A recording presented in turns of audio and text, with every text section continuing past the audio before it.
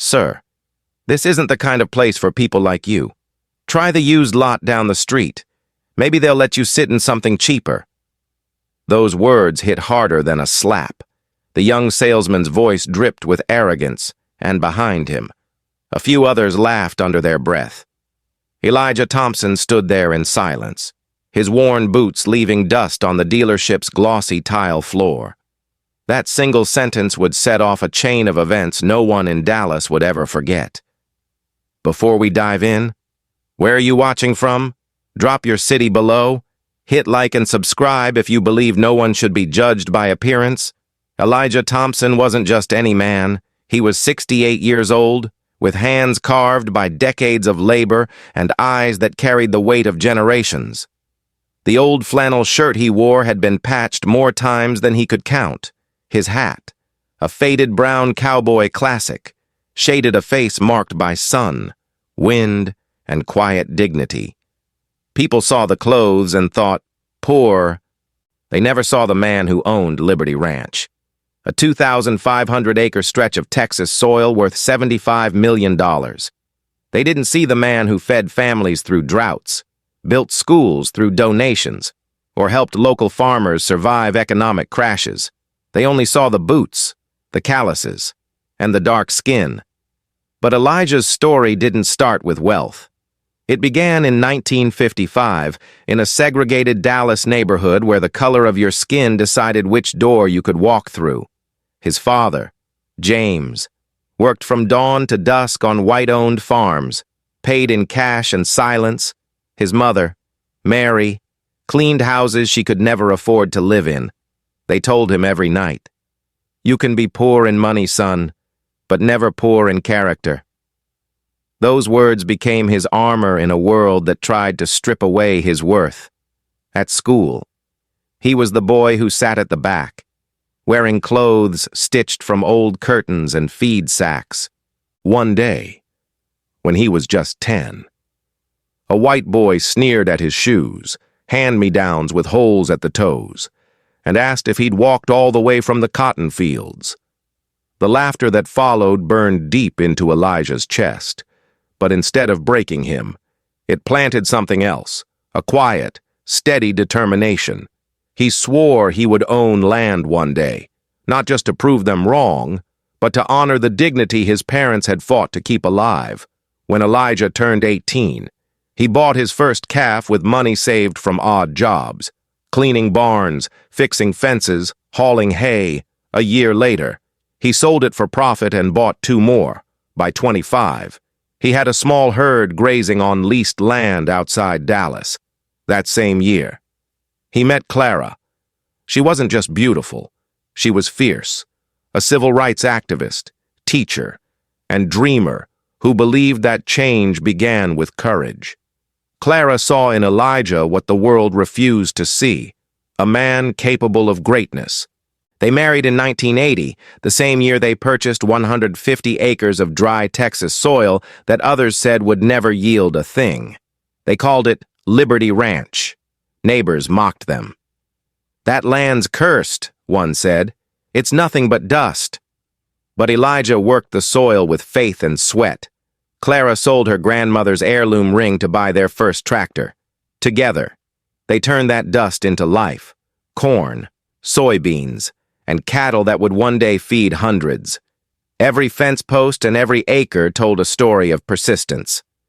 By the year 2000, Liberty Ranch had grown to 1,000 acres, valued at $20 million. Yet, even then, Elijah refused to move into luxury. He still wore the same boots, still drove his old pickup, and still treated everyone, rich or poor, with respect. But life, no matter how kind, always tests the heart. In 2018, Clara passed away after a long battle with cancer. Her loss left Elijah hollow. The woman who had stood beside him in every storm was gone. The farmhouse felt quieter, emptier, but in her final days, she made him promise one thing: don't let bitterness take root. Keep building, keep teaching, and never let the world tell you who you are. Elijah kept that promise. His son, Marcus, now a lawyer in Austin, handled the ranch's legal affairs.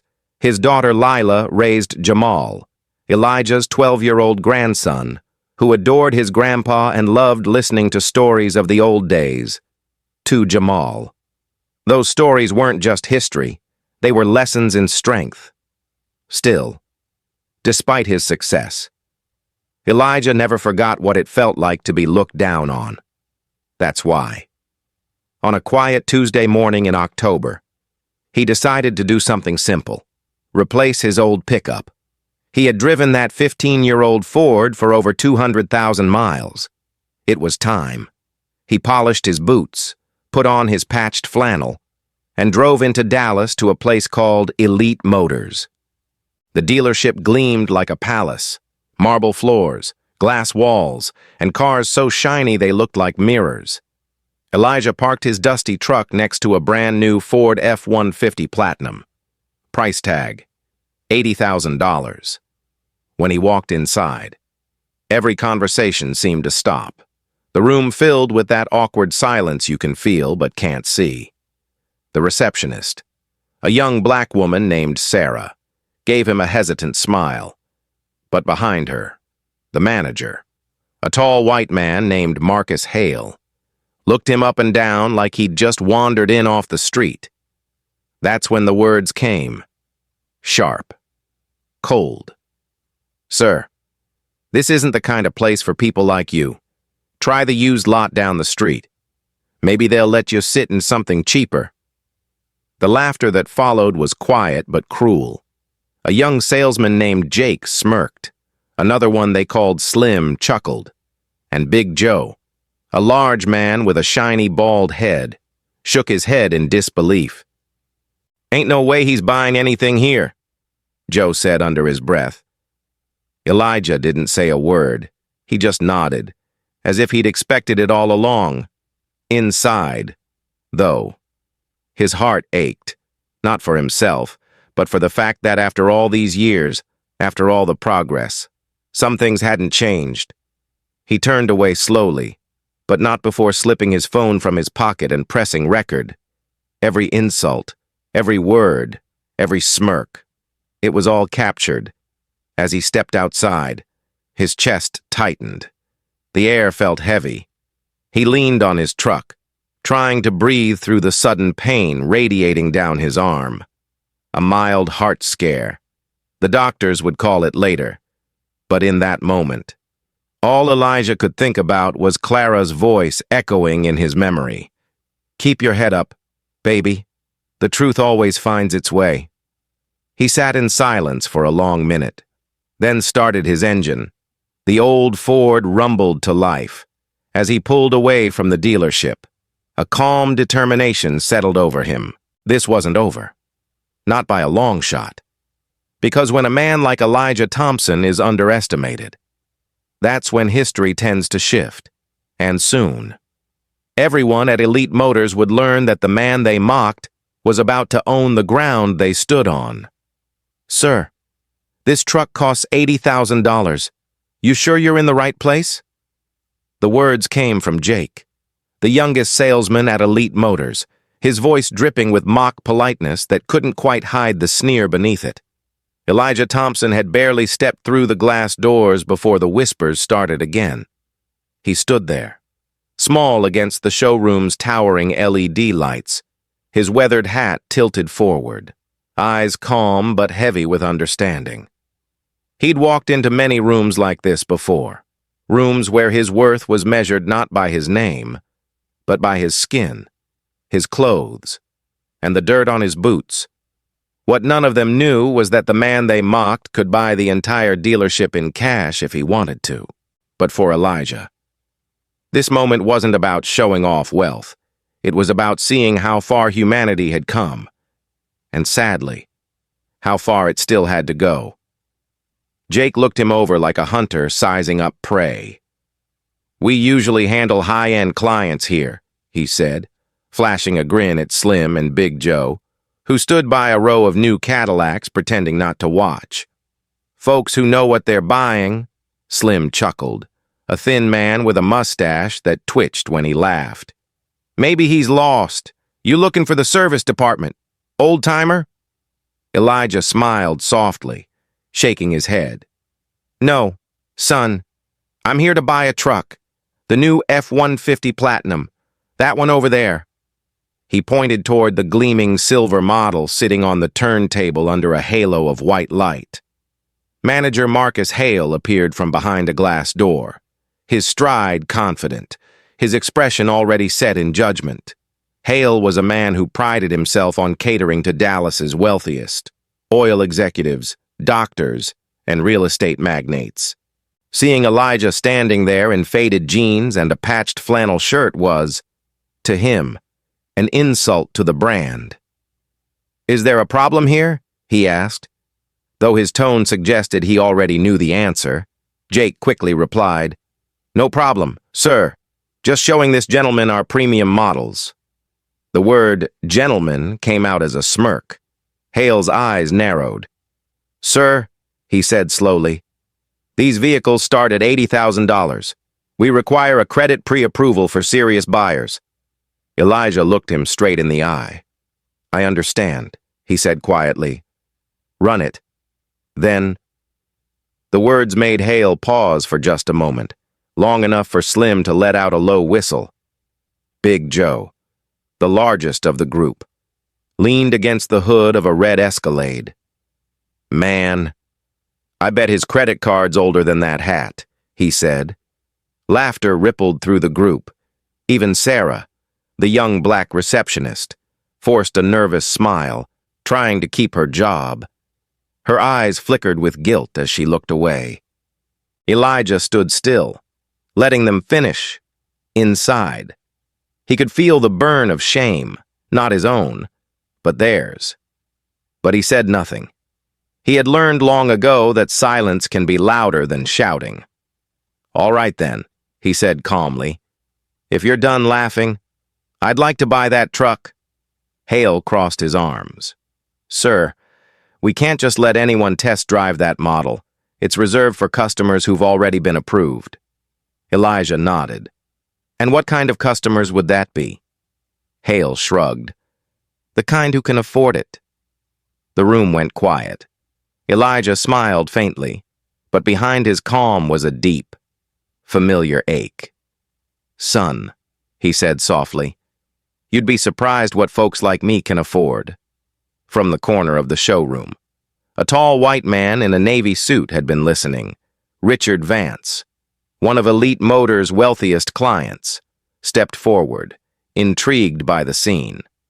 "Now hold on," Vance said with a laugh. "Don't be too hard on him, Marcus. He probably just wants a photo with the truck. Folks like to dream big. You know?" The laughter started again, low, cruel, contagious. Elijah's face didn't change, but his hand slipped discreetly into his pocket, pressing record on his phone.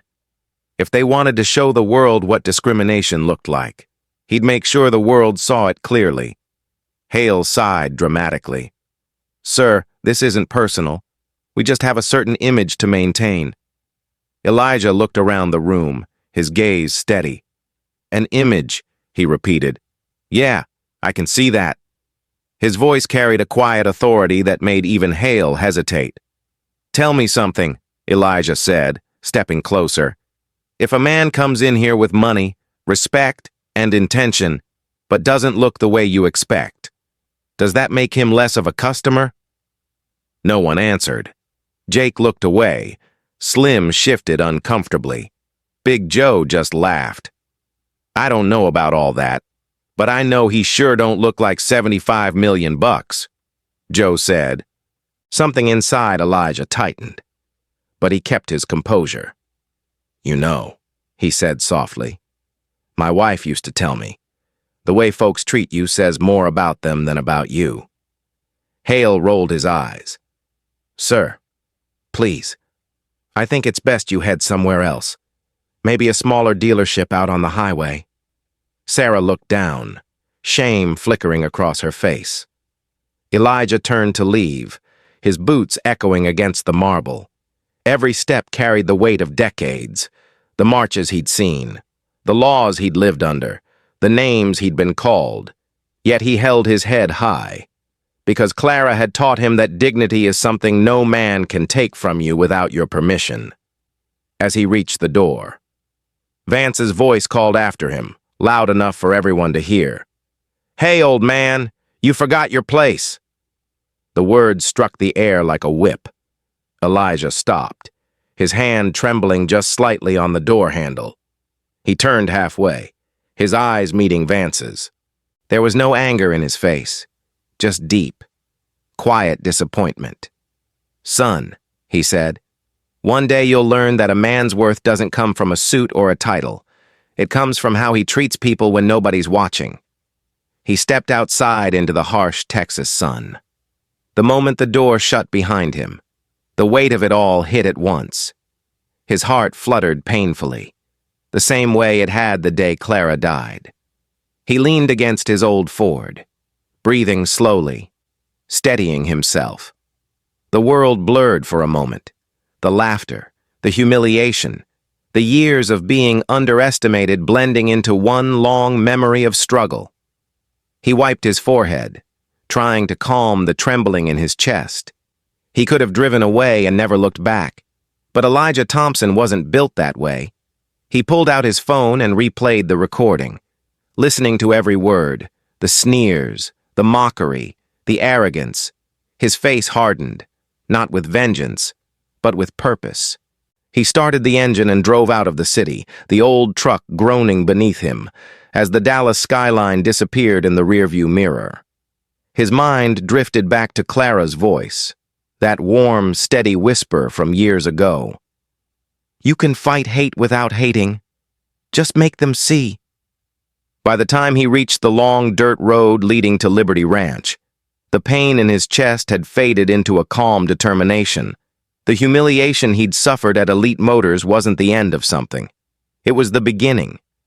He didn't know how yet, but he was going to make sure those men understood what they'd done, not through anger, not through lawsuits, but through something far more powerful: truth. And soon. The same men who told him to leave would be answering to him, because Elijah Thompson wasn't just a customer. They'd just insulted the man who would own their entire world. The drive back to Liberty Ranch was quiet, except for the low hum of Elijah's old Ford engine and the wind pressing against the windows. He didn't turn on the radio. He didn't need noise. The silence was his companion, giving space for his thoughts to breathe. The humiliation still burned beneath his calm, but it wasn't the first time life had tested his dignity. As the familiar dirt road came into view, lined with oak trees he and Clara had planted decades ago, Elijah felt the pain in his chest ease into something else: resolve. The ranch gates swung open, revealing acres of golden fields stretching toward the horizon. This land, his land, had been bought inch by inch, harvest by harvest, with sweat and faith. Every acre told a story of struggle and triumph. The men at that dealership had no idea who they'd tried to humiliate. He parked the truck beside the old barn and sat there for a long moment, looking across the pastures. Cows grazed lazily near the fence line, the late afternoon sun painting everything in warm amber light. Clara's flower garden still bloomed near the porch, wild and untamed just the way she'd liked it. He could almost hear her humming, the sound of her voice carried by memory rather than air. Elijah closed his eyes. "Clara," he whispered, "I sure could use your wisdom right now." He walked slowly toward the porch, the boards creaking under his boots, inside the house. Everything was just as she had left it. Her books neatly stacked on the table, a photograph of her leading a civil rights march framed by the mantel. She had been fearless, standing in front of police lines with nothing but faith in her heart and conviction in her eyes. Clara had always believed in fighting for dignity, not revenge.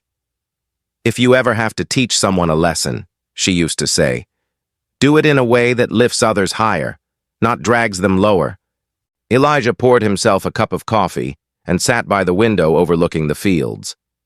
He thought about the men at Elite Motors, the laughter, the arrogance, the casual cruelty. It wasn't new. He'd faced worse in his youth. There had been days when he couldn't even try on a hat in a store without being watched. When restaurants refused him service. When banks denied him loans even after he'd proven he could pay them back. He'd built everything he owned in spite of that. But this time felt different. This wasn't just about him. It was about every hard-working person who had ever been judged by their skin, their clothes, or their accent. Clara would have wanted him to do something, not out of anger, but out of principle. He reached for his phone and called his old friend, Dr. Henry Brooks, his financial advisor. "Henry," Elijah said, his voice calm but firm. "How much we got in liquid right now?" Henry chuckled. "Elijah, you've been asking that same question every year. You sitting on more money than some banks?" Elijah smiled faintly. "Humor me. Henry." Papers shuffled on the other end of the line. "You've got $52 million in cash reserves and about $30 million in investments. Why? What's on your mind?" Elijah stared out the window at the fading light. "I was humiliated today. Henry, in a place that sells cars. Not because I was rude or broke, but because of the way I look, because of the clothes I wear." There was a pause. "They didn't know who I was. But that ain't the point. The point is, they still saw color before character." Henry's voice softened. "You thinking about suing?" Elijah shook his head even though Henry couldn't see him. "No. Suing won't change hearts. I want something bigger. Something that'll make them think every time they open their doors." Henry was silent for a long moment, then sighed. "Elijah, I've known you 40 years. You don't speak out of anger, so whatever you're planning, I'm listening." Elijah nodded slowly. "I'm gonna buy that dealership." Henry laughed at first, thinking it was a joke, but Elijah's tone didn't change.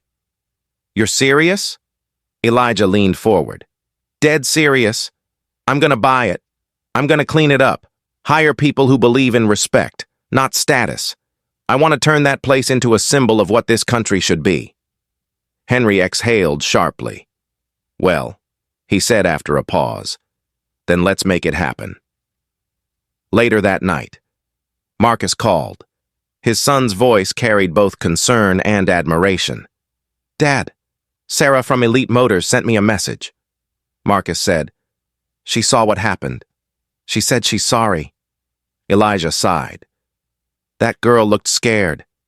"Son, I don't blame her for laughing.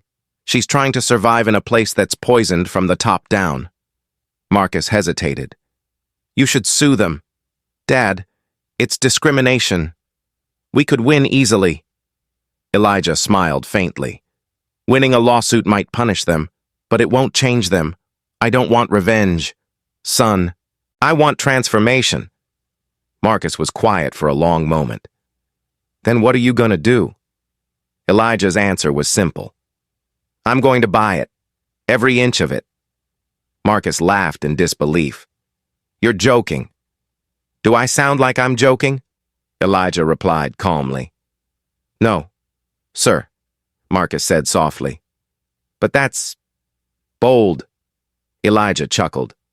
"Your mama didn't raise no coward. We've fought worse battles." After the call, Elijah sat back in his chair, letting the idea settle in his mind. It wasn't just about buying a building. It was about reclaiming something much deeper. The same spirit that once led Clara to march for equality now lived in him, pushing him to act. He remembered the night she was arrested in 1963 during a protest in Montgomery. A young teacher standing up for what was right. He'd been terrified then, but she'd come home smiling through bruises, saying, "Sometimes you gotta make people uncomfortable before you can make them understand." As the hours passed, Elijah began outlining his plan. He'd call his lawyer friend Robert Carter in the morning, someone he trusted with both contracts and conscience. He'd bring in Dr. Carmen Lewis, his investment manager, to handle the valuation, and he'd contact Carlos Mendoza, a respected banker who'd always stood by him, to process the purchase quietly. The goal wasn't to embarrass anyone, it was to rebuild something broken. Before going to bed, Elijah walked outside. The Texas night was cool, and the stars shimmered above the dark fields. He stood on the porch, staring at the horizon. Clara's garden rustled softly in the breeze. He could almost hear her voice again, the same one that steadied him when storms raged or debts loomed. "Baby," she used to say, "the best revenge is restoration. You take what was meant to shame you and turn it into something that heals." He took off his hat and held it over his heart. "Clara," he murmured, "I'm gonna do this for you. For Jamal. For every person who's ever been told they don't belong." The night air felt lighter somehow, as if the land itself approved. He looked back at the old Ford parked beside the barn. The dents and scratches told their own story. A story of miles, years, and battles survived. Soon, he thought. That old truck would have a new companion, but more importantly, the place that tried to humiliate him would soon bear a new name, one born not out of pride, but out of principle.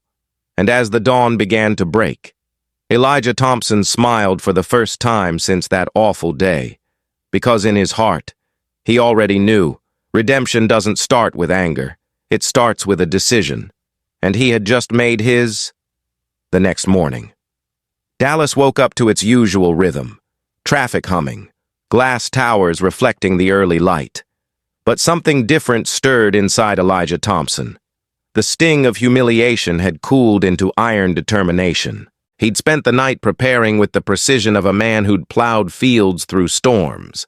By dawn, every call had been made. Robert Carter, his acquisition lawyer, was on board. Dr. Henry Brooks and Dr. Carmen Lewis had prepared financial confirmations. Carlos Mendoza from the bank had cleared the funds. Elijah wasn't just coming back to Elite Motors as a customer. He was coming back as its new owner-in-waiting. As he buttoned his old flannel shirt and adjusted his worn cowboy hat, he smiled faintly at his reflection. "Let's go finish this, Clara," he whispered. By mid-morning, the silver F-150 he had admired days earlier gleamed behind the dealership's glass wall. Inside, the same men were at work. Jake was showing a young couple around. Slim was wiping fingerprints off a Cadillac, and Big Joe was at his usual spot near the coffee machine, joking too loudly. Marcus Hale, the manager, stood in his office, his tie perfectly knotted, his arrogance perfectly intact. When Elijah stepped through the glass doors, every head turned again, except this time. The silence that followed felt heavier. Sarah, the receptionist, froze mid-typing, her eyes widening with recognition. Hale's smirk returned immediately. "Back again, sir?" he said with mock politeness. "I thought we made things clear the other day." Elijah's voice was calm but firm. "Oh, we made them clear all right. But I'm here to finish what I started." Hale sighed, already annoyed. "Sir, please, we're very busy today. If you're here to cause trouble, I'll have to ask you to leave." Elijah tilted his head slightly. "Is that so? Then maybe you should hear me out first." Before Hale could respond, Elijah pulled his phone from his pocket and placed it face up on the counter. "Do you remember this?" he asked. A single tap. And the recording from the other day filled the room. Every sneer, every insult, every cruel laugh. The sound echoed through the dealership like a confession in a church. Jake's face drained of color. Slim looked down. Big Joe tried to chuckle, but it came out hollow. Sarah covered her mouth, her eyes wet, and Marcus Hale, who'd spent years controlling every narrative in that building, stood frozen, realizing his power had just slipped through his fingers before Hale could speak. The glass doors opened again, Two well-dressed professionals entered. Dr. Henry Brooks, carrying a briefcase, and Dr. Carmen Lewis, holding a folder. Behind them walked Robert Carter, the lawyer, and Carlos Mendoza from the bank. Hale's confusion deepened. "What is this? Who are these people?" Elijah smiled. "These are the people who help me run my business. And as of today, Marcus, they'll be helping me run yours." The words hit the air like thunder. Hale blinked. "What? What do you mean?" Elijah's tone stayed even. "I'm here to buy Elite Motors. Every wall, every car, every chair. I already spoke to your parent company. The sale has been approved." Hale laughed in disbelief, glancing toward Vance, who had just walked in holding his coffee. "You're joking, right?" Elijah handed Robert a document. "You can read it for yourself." Robert opened the folder and placed it on the counter. The bold letters spelled it out clearly. Purchase agreement. Liberty Holdings acquisition of Elite Motors Dallas branch. $15 million. Hale's laughter stopped instantly. His face turned pale. "This can't be right." Elijah nodded slowly. "It's very right. I came here with the intent to buy a truck. You all made it about race, about appearance, about pride. So now I'm buying something else. This entire dealership." Vance set down his coffee, eyes narrowing. "Now wait a minute. You can't just walk in here and—" Elijah turned to him sharply. "Mr. Vance, you remember me, don't you? You were kind enough to tell me to know my place." Vance stammered. "That was just a misunderstanding." Elijah stepped closer. "No, son. It was a mirror. You just didn't like what it showed you." Hale tried to regain control. "This is outrageous. I'll call the police." Elijah didn't flinch. "Go ahead. Call them." Hale, fuming, dialed quickly. Within minutes, 2 Dallas police officers entered. Vance greeted them eagerly. "Officers, this man is trying to impersonate a buyer. He's harassing our staff." The officers turned to Elijah, who remained calm, handing them a folder from Dr. Carmen. "You can verify everything right here: financials, purchase agreements, and wire transfer receipts." The officers flipped through the documents, their expressions shifting from suspicion to shock. "Sir," one officer said finally, "this is legitimate. Looks like Mr. Thompson here just bought this dealership." The room fell silent. Jake stared at the floor. Slim swallowed hard. Big Joe muttered a curse under his breath. Sarah, tears forming, whispered, "Lord have mercy." Hale sank into a chair, his arrogance deflating with every breath. Vance's face flushed red. "You can't do this," he sputtered. Elijah turned to him slowly. "You think power belongs to you, but power belongs to whoever acts with purpose." He looked around the room, his voice steady and resonant. "When I walked in here, you saw an old black man in worn boots and thought that meant weakness. But what you didn't see was history. You didn't see the boy who picked cotton beside his father. You didn't see the man who worked 30 years to build Liberty Ranch from dust. You didn't see the husband who buried his wife and kept going. All you saw was color. And that's why you lost." The officers nodded respectfully and left. Hale sat motionless, speechless for once. Elijah placed a small folder on his desk. "Inside are your termination papers. You'll receive 3 months severance and recommendations reflecting your sales record, not your character. What you do after that is up to you." Hale's lips trembled. "Mr. Thompson, please." Elijah raised a hand gently. "Don't beg. Son, use this moment to learn."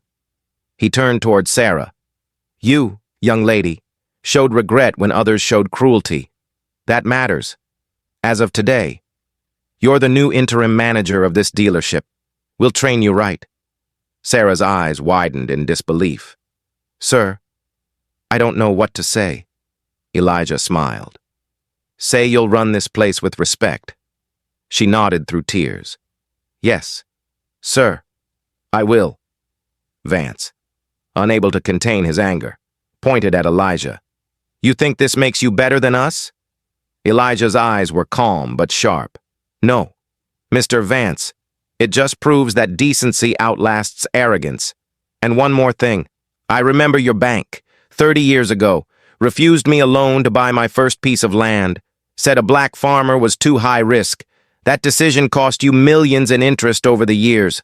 Looks like history found its way back. The dealership was silent, except for the faint hum of the showroom lights. Elijah turned toward the staff. From this day on, this place will be called Equity Motors. No one who walks through these doors will ever be made to feel small again. The words hung in the air like scripture. Even Jake, who had mocked him days earlier, wiped his eyes. Elijah paused at the entrance, looking back one last time. The glass walls reflected his figure, aged, humble, steady. Respect, he said softly, isn't something you wear, it's something you give. And with that, he walked into the sunlight, leaving behind not just a dealership, but a symbol. The same ground where he'd been humiliated now belonged to him, not through rage, but through righteousness. And as he stepped into his truck, he whispered to himself, Clara, we did it. The following days unfolded like a storm that swept through Dallas, quiet on the surface but unstoppable in motion. The news of the dealership's sudden change in ownership spread fast, first whispered among employees, then rippling through the city's business community like a shockwave. Many refused to believe it at first. An old black farmer buying out one of Dallas's most prestigious car dealerships? It sounded like fiction. But by the end of the week, the new sign went up. Equity Motors, its bold black letters gleaming against the morning sun. And standing in front of it, overseeing the transformation, was Elijah Thompson, the man everyone had once mocked for his worn boots and patched flannel shirt. Elijah arrived each morning before sunrise, the same way he did at Liberty Ranch. He walked the showroom floor slowly, inspecting every detail, the vehicles, the lighting, the way customers were greeted. He wanted the place to breathe differently now. The marble floors still gleamed, the glass walls still shined, but the atmosphere had changed. There was no longer that cold tension of superiority hanging in the air. Instead, there was warmth, humility, and a sense of fairness. Elijah had no interest in turning the dealership into a monument to revenge. He wanted it to stand as proof that dignity, when tested, could rebuild what prejudice tried to destroy. His first act as owner was to call a meeting with every employee, from the janitor to the finance department. They gathered in the main showroom, where luxury trucks and SUVs surrounded them like silent witnesses. Elijah stood in front, his hands clasped over his belt buckle, his presence commanding but calm. I'm not here to shame anyone, he began, his deep voice steady. I'm here to rebuild something that's been broken for too long. This dealership is now a place where every person, no matter their color, clothes, or credit score, will be treated with respect. That's not just policy, that's principle. Some nodded quietly. Others avoided his gaze. Jake, the young salesman who had mocked him, looked especially uneasy. Elijah turned to him directly. Son, he said, you made a mistake, but I can see in your face you're not proud of it. You'll stay, but you'll be trained. You'll learn what it means to serve with decency. Jake swallowed hard, his voice trembling. Yes, sir. I want to do better. Elijah nodded. Then start today. Next. He looked at Slim, the thin salesman with the mustache who had joined in the laughter but never with cruelty. You've got a family, don't you? Slim nodded, eyes downcast. 2 little girls, he said softly. Elijah sighed. I'll give you another chance, but you need to be the kind of man your daughters can be proud of. If I ever hear of disrespect coming from you again, you'll be gone. Clear?" Slim nodded again, his voice cracking. "Yes, sir. Thank you." Then came Big Joe, the loudest, most abrasive of the group. Elijah turned to him last. Joe crossed his arms, defensive. "You can't just walk in here and—" Elijah raised a hand, cutting him off gently but firmly. "I already did. And you're done here. You'll receive 3 months severance. I hope you use it to find yourself, because somewhere along the way, you lost the part that makes a man decent." Big Joe's jaw tightened, but the fight in him faded. He muttered something under his breath and stormed out. Finally, Elijah turned toward Sarah, the young receptionist who had forced a nervous laugh that day, caught between fear and conscience. "Sarah," he said, his tone softening, "you showed regret when others showed pride. That took courage, even if it was quiet. From today, you're the new manager of this branch." Her eyes widened in disbelief. "Sir, I'm not qualified for that." Elijah smiled gently. "You're qualified in the one thing that matters most. Empathy, the rest. We'll teach you." The following weeks were a whirlwind of change. Elijah brought in trainers from diversity organizations and the NAACP to teach cultural awareness and customer service rooted in dignity. He partnered with Carlos Mendoza, his longtime banker, to launch a new initiative through the dealership, the Liberty Fund, a program offering low-interest loans to minority farmers, small business owners, and working families who had long been ignored by traditional lenders. He told his staff, "We don't just sell vehicles here, we sell trust." Word spread fast.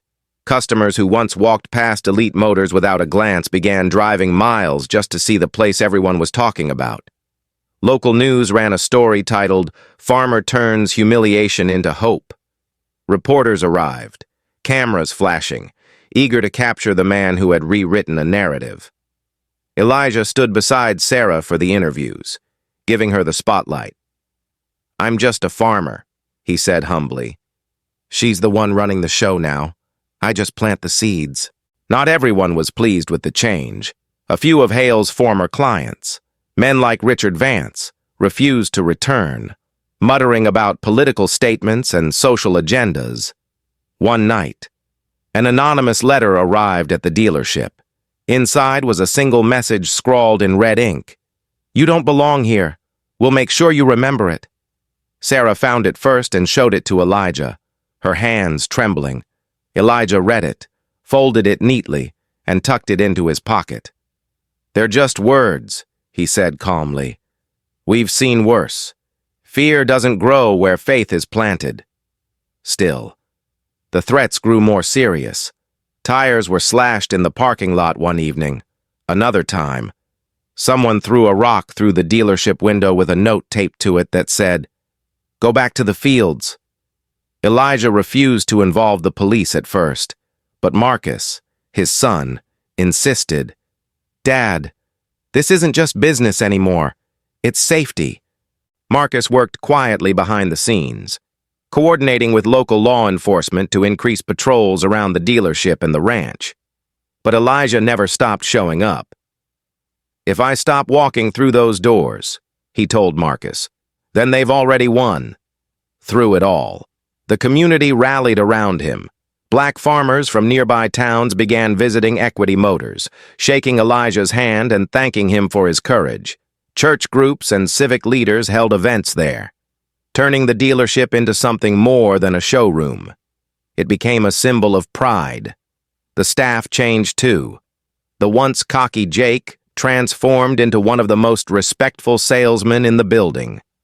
Slim started volunteering with a local youth mentorship program, often telling kids, "Don't ever judge a man by his boots."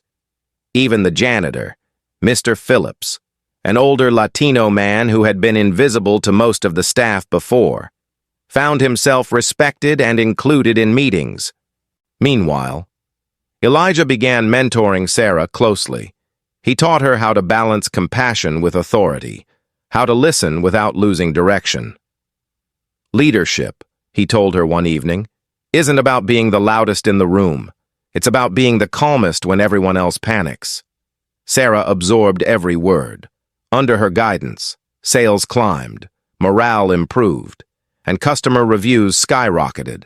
By the end of that first month, Equity Motors had already turned a profit. The same building that once mocked Elijah's presence now echoed with his legacy. Every time he walked through the doors, people greeted him with genuine warmth. And every evening, as the sun set behind the dealership sign, Elijah would stand quietly outside, hands in his pockets, watching the sky turn gold. He didn't need applause. Seeing Sarah confidently managing the staff and hearing Jake speak respectfully to an elderly customer was enough. One night, as he locked up the dealership, Elijah glanced at the new sign one more time. Equity Motors. The word equity glowed softly in the dark, reflected across the glass windows. "Clara," he whispered, "we're just getting started." He knew there would still be obstacles, still be hatred lurking in corners, but he also knew that love, when lived out through integrity, was stronger than any threat, and for the first time in years, he felt a peace that only justice, not vengeance, could bring.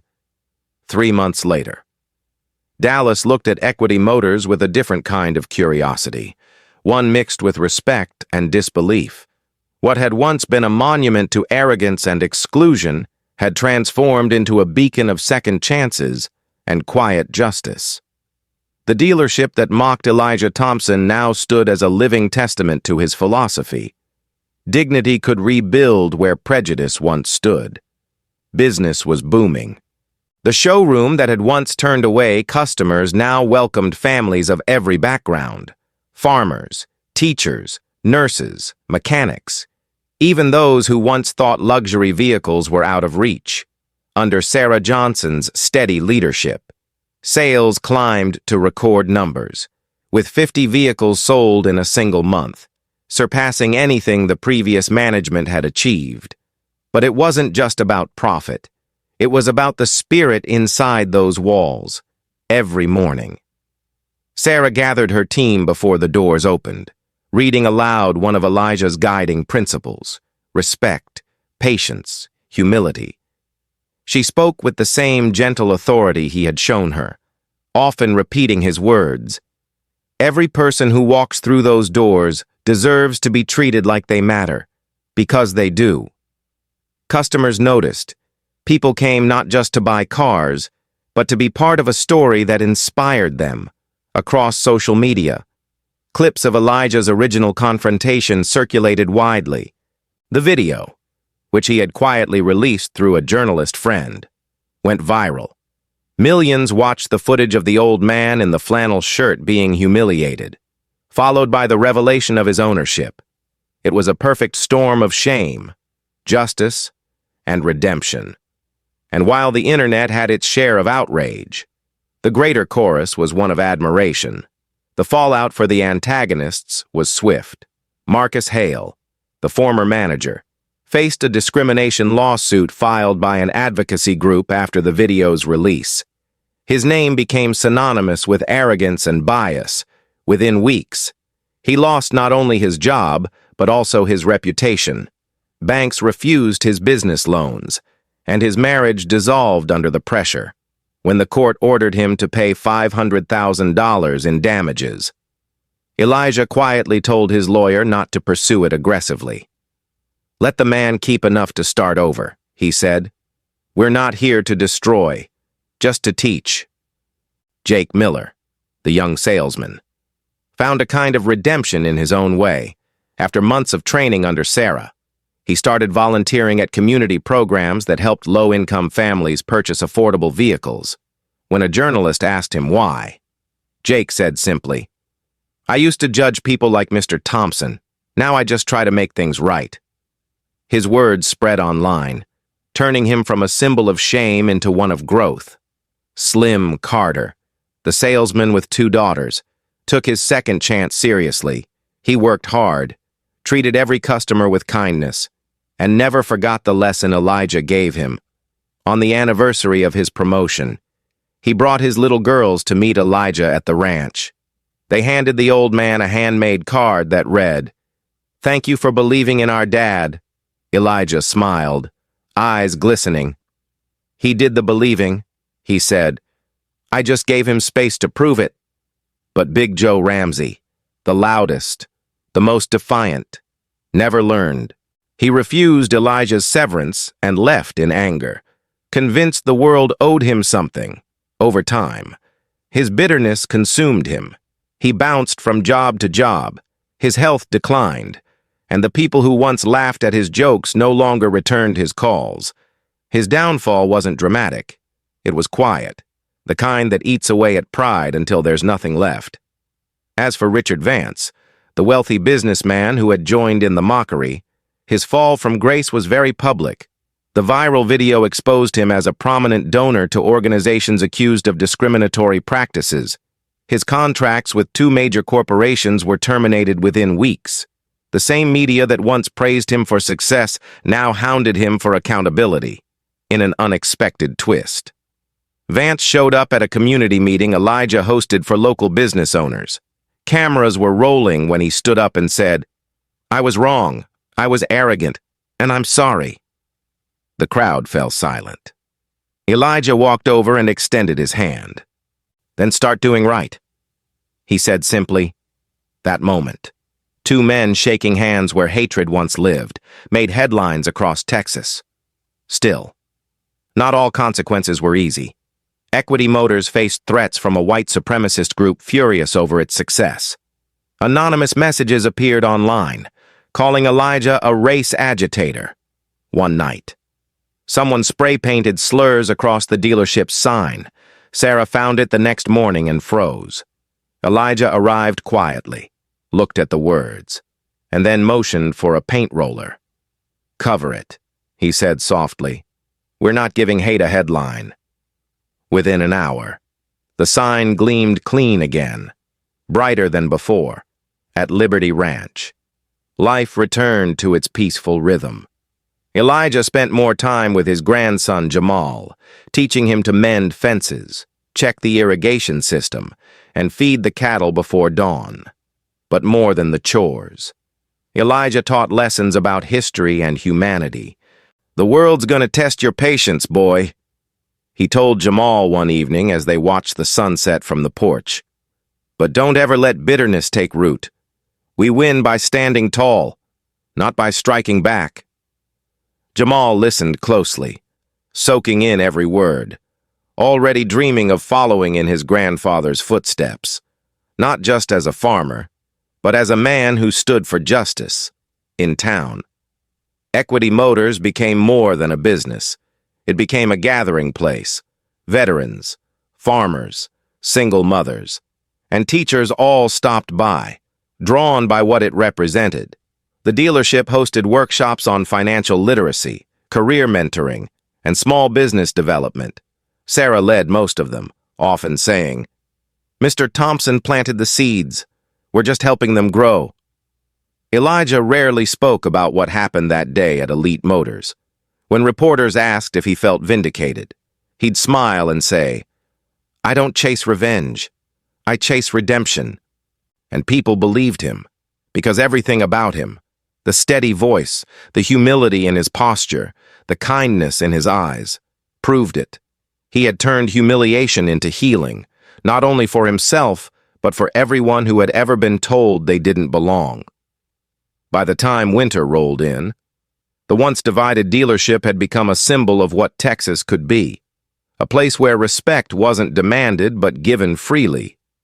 Elijah, standing at the edge of his ranch one frosty morning, looked across the land he built from nothing and thought of Clara. He could almost hear her voice, warm as the sun rising over the fields. "You did it right, baby. You made them see." And for the first time in years, he felt whole. The morning light at Liberty Ranch spread across the fields like a blessing. Elijah Thompson sat on the porch, a cup of coffee steaming beside him. His old Ford parked next to a brand-new F-150 from Equity Motors. The two trucks stood side by side, one worn and scarred, the other shining and new, symbols of where he'd been and how far he'd come. It had been nearly a year since the humiliation at Elite Motors, and life had settled into a rhythm of peace and purpose. The anger that once simmered had long cooled, replaced by something deeper, a quiet pride in what had grown from pain. He didn't talk much about the incident anymore. He didn't need to. The world already knew the story. But to Elijah, the real victory wasn't in headlines or interviews. It was in the faces of the people who'd changed along the way. Equity Motors was thriving, under Sarah Johnson's leadership. The dealership had become one of the most respected businesses in the region. The sales team was more diverse than ever. Young people from working-class families, veterans looking for second chances, and women who once struggled to find opportunities in the auto industry. Sarah had turned Elijah's words into a creed. Dignity sells better than pride. Customers trusted the place because they trusted the people behind it. Every wall now carried a small bronze plaque that read, "No customer is beneath respect." It wasn't just a slogan, it was a promise. Elijah often stopped by the dealership, not to supervise but to encourage. He'd shake hands, share stories, and check in on Sarah like a proud father figure. Once, a customer recognized him and said, "You're that farmer who bought the place after they insulted you, right?" Elijah smiled gently. "That's one way to tell it," he said. "But I like to think I just watered a garden that was waiting to grow." Sarah laughed when she heard that later. "You're turning into a poet, Mr. Thompson," she teased. Elijah chuckled. "No, just a man learning to be grateful."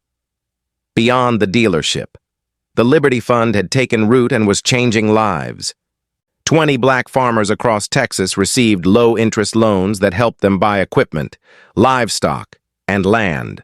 Several small business owners, barbers, teachers, single mothers, were able to expand their dreams because of Elijah's initiative. He didn't run the fund himself. He trusted Marcus, his son, to oversee it with integrity. Marcus handled it with the same precision he used in the courtroom, determined to honor his father's name. "You've built something that'll outlive all of us," Marcus said one evening. Elijah smiled. "That's the point. Son, we build so others can keep building." Even Richard Vance, the man whose arrogance once symbolized Elijah's humiliation, had changed.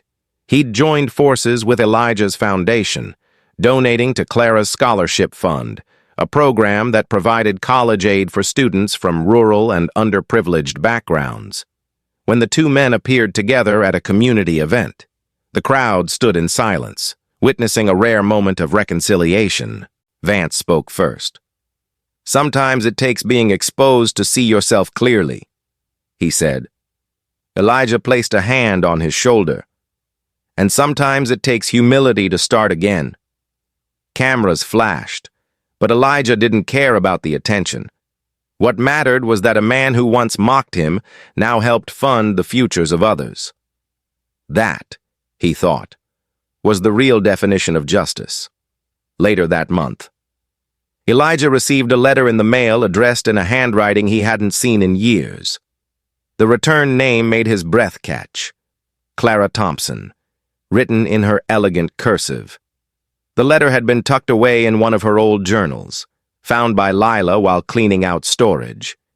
He opened it carefully, the paper yellowed with time. In her words, he could hear her voice again. "If you ever face a world that tries to shame you, don't fight it with anger. Fight it by standing taller than their hate. Leave behind something that tells the next generation they can rise too." Elijah set the letter down, tears welling in his eyes. "You always knew, didn't you?" he whispered. "Even back then, you knew I'd have to face them." That night, Elijah walked outside, the sky wide and endless over the ranch. Jamal, his 12-year-old grandson, followed behind him. "Grandpa," Jamal asked, "why didn't you just sue them? Wouldn't that have been easier?" Elijah smiled, resting a hand on the boy's shoulder. "Maybe easier," he said, "but not better. You don't build something lasting out of anger. You build it out of purpose. That's how you win for real." Jamal nodded, his young eyes reflecting the stars. "When I grow up, I want to be like you." Elijah chuckled softly. "No, son, be better than me. Build higher, love deeper. That's how you honor those who came before you." In the months that followed, Equity Motors expanded, opening a second branch in Fort Worth. The new dealership's grand opening drew hundreds, farmers, pastors, politicians, and working families alike. Elijah stood quietly at the back, letting Sarah and Marcus take the stage. He preferred watching from the shadows, his pride silent but full, when the ribbon was cut and the cheers erupted. Elijah closed his eyes for a brief moment, letting gratitude wash over him, from the fields of his youth to the halls of business success. His journey had come full circle. As the sun dipped low that evening, Elijah returned home to Liberty Ranch. The porch light flickered on as he sat down, the wooden boards creaking beneath him. The air smelled of rain and soil, a scent that always reminded him of Clara. He held her letter once more and looked toward the horizon. "You were right," he murmured. "Character outlives wealth." The crickets sang their nighttime hymn as Jamal's laughter echoed from inside the house. Elijah leaned back, his hat tilted low, peace settling in his chest. He didn't need headlines or applause. His victory was already written, in the lives changed, the hate disarmed, and the future his family would inherit. The man once mocked for his worn boots had built a legacy that no one could erase, and as the stars shimmered above the wide Texas sky, Elijah smiled. Knowing his journey was never about revenge, it was about redemption, and he had lived it fully. Thank you for watching this powerful story about dignity, justice, and second chances. If it touched your heart, please hit the like button, subscribe to the channel, and share this video so more people can be inspired.